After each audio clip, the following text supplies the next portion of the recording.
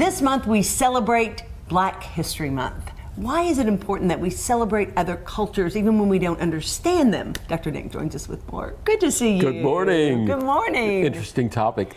It is, and we're such a diverse country. Very diverse. I often think of my college days when I was studying American history. This was back in the early 70s. I had a professor say that, there was a time in our American history when we were a melting pot. And what he meant by that was that you basically take on the existing culture. Oh, I see. We you all take it melt on. kind you of melt, into one. melt into one. And even back then, in early 70s, he was saying we are moving more to a diverse culture, which is you kind of take it on, but you hold on to what you already have. And I just think of being Lebanese American, and wanting to still appreciate the Lebanese traditions, cultures, food, which Baton Rouge has plenty of. Yum. And my mother being Irish American. And some Native American. Whitney's, I think cultures should be the most interesting thing in life, is to want to know about different cultures. Mm-hmm. And to know. I had an insight the other day, and I don't know if it's even making sense to the people, but I'd like to share it with you. Why is it that we seem to like persons, but we can struggle with groups?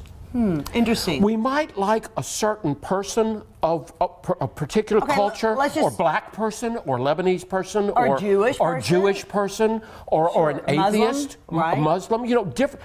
But then we'll kind of look at the group somehow with prejudice. Interesting. Instead of really trying to understand the group through the person. Sure, you're right, because really that's the first pathway. It would seem to be. And now, how can I love this person, but really not think I like the group? But haven't we all heard? Well, I like you, Whitney. I just don't like that part of your family, or those women.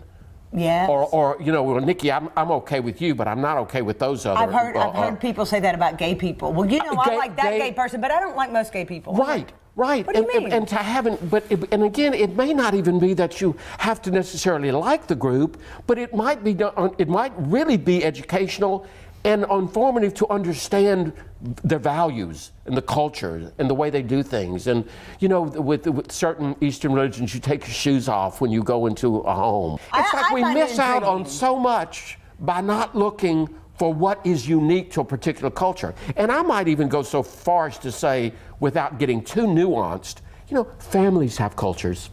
Don't you think? I certainly. Certain ways that we do things we don't talk about, things we do talk about. I feel like that your parents let you hang on to so much of your culture? That's what I think is tragic. My grandparents wanted my father to learn English. That was the melting pot day. Mm-hmm. You don't let them know you're different. Oh, that's right.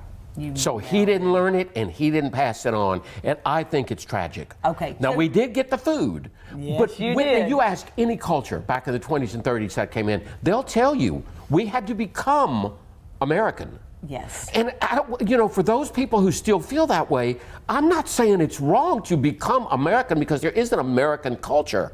We are the rule of law. We do have certain values that we try to uphold. Sure. But you want to hold on. Right. So to be bilingual would be ideal. And don't we know from kids learning today how easy it is for a child to learn 3, 4, 5 different languages when they're little? Right. And how hard it is when we become an adult? So you never learned a different language? Never. I know, well, as they say, you learn the bad words, but I'm not.